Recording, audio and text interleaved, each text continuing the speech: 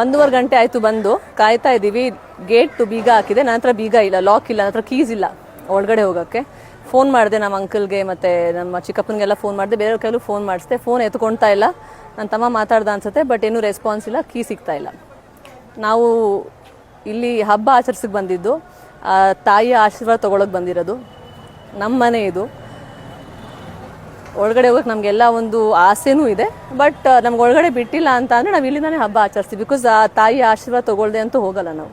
ಚಿಕ್ಕ ವಯಸ್ಸಿಂದ ನೆನಪಿದೆ. ನಾನು, ನಮ್ಮ ತಾತ, ಅಜ್ಜಿ, ನಮ್ಮ ಅಕ್ಕ, ನಮ್ಮ ಕಸಿನ್ಸು ಎಲ್ಲ ಇಲ್ಲಿ ಕುತ್ಕೊಂಡು ಎಲ್ಲ ಒಂದು ಸ್ವಲ್ಪ ದೊಡ್ಡದಾಗಿತ್ತು, ನಾವು ಚಿಕ್ಕದಾಗಿದ್ವಿ. ಅದಕ್ಕೆ ಇದೊಂದು ಸ್ವಲ್ಪ ಎಲ್ಲ ಚಿಕ್ಕದಾಗಿ ಕಾಣಿಸ್ತಾ ಇದೆ ಇವಾಗ. ನೆನಪಿದೆ, ಟಮಟೆಲೆಲ್ಲ ಕಾಯಿಸಿ ಡ್ಯಾನ್ಸ್ ಮಾಡಿ ಚೆನ್ನಾಗಿರೋ ಊಟ ಒಳಗಡೆ ಮಾಡ್ತಾಯಿದ್ರು. ಎಲ್ಲರೂ ಊರಿಂದನೂ ಮೊದಲು ನಮ್ಮ ಬೋರ್ವೆಲ್, ಫಸ್ಟ್ ಬೋರ್ವೆಲ್ ನಮ್ಮದೇ ಇದ್ದಿದ್ದು. ಎಲ್ಲರೂ ಬಂದು ಬೋರ್ವೆಲ್ಲು ತುಂಬಿಸ್ಕೊತಾ ಇದ್ರು. ಎಸ್ಪೆಷಲಿ ಹಬ್ಬ ಟೈಮು ಒಂಥರ ಬೇಜಾರಾಗುತ್ತೆ. 10 ವರ್ಷ ಆದಮೇಲೆ ನಾವು ಊರಬ್ಬ ಅಂತ ಬಂದರೆ ನಮ್ಮ ಮನೆ ಒಳಗಡೆ ಬಿಡ್ತಾ ಇಲ್ಲ. ಆದರೆ ನೋ ಪ್ರಾಬ್ಲಮ್. 3 ನಮ್ಮ ತಾಯಿ ಕರೆದಿದ್ರೆ ನಮ್ಮ ತಾಯಿ ನೋಡೋಕೆ ಬಂದಿದ್ದೀವಿ. ತಾಯಿ ನೋಡ್ಕೊಂಡು ಹೋಗ್ತೀವಿ ವಾಪಸ್.